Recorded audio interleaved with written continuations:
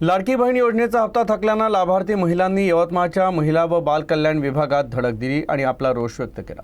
मुख्यमंत्री लाडकी बहीण योजनेत हप्ता न मिळालेल्या महिला यवतमाळ येथील महिला व बाल कल्याण विभागात धडक देत आक्रमक झाल्या।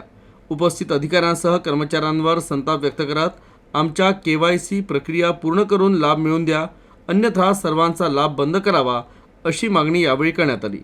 दरम्यान महिला व बाल कल्याण विभागानं KYC ची लिंक पुन्हा सुरू करावी असं पत्र थेट शासनाकडे पाठवण्यात आलं। आता शासन या पत्राचा विचार करणार की नाही ही येणारी वेळ सांगेल। मात्र या मुद्द्यावरून उपस्थित नागरिक चांगलेच संतापले होते। 8 दिवस झाले इथे चक्रा मारत आहे आणि 2 महिने झाले, नोव्हेंबर आणि डिसेंबरचा महिना मला आलाच नाही। मी रोजमजुरी करनेवाली महिला आहे, माझ्याकडे माझ्या अकाउंटही खाली आहे, माझ्याकडे काहीच नाही, शेती नाही, माणूस 200 रुपये 300 रुपये कमावते आणि मी पण शेतीत जाते।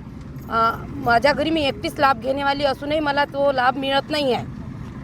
चांगल्या लोकांना मिळत आहे, ज्यांच्याकडे 2-3 मुली आहे, म्हणजे सासू आहे, सून आहे, हे सर्व महिला येऊन राहिल्या आणि आम्ही एकटंच असून आम्हाला लाभ नाही मिळाला। आणखी नाही पण मग द्यायची असेल तर सर्वांनाच द्या, नाही तर कोणालाच देऊ नका, आमची अशी विनंती आहे। काय नाव तुमचं? ज्योती धर्मपाल थोरात, राहणार कळम।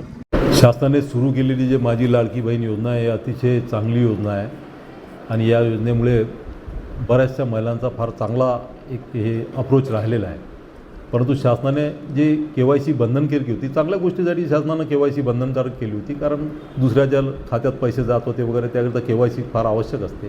त्याकरिता शासनानं बरेच वेळेस मुदतही वाढवली आणि आता अशी परिस्थिती झाली की ज्या महिलांनी KYC चुकीची केली आहे त्यांचा लाभ शासन स्तरावरून बंद झालेला आहे। त्याच्यामुळे बऱ्याचशा महिला दररोज आमच्याकडे 200-400 महिला आमच्या कार्यालयाकडे येत आहेत।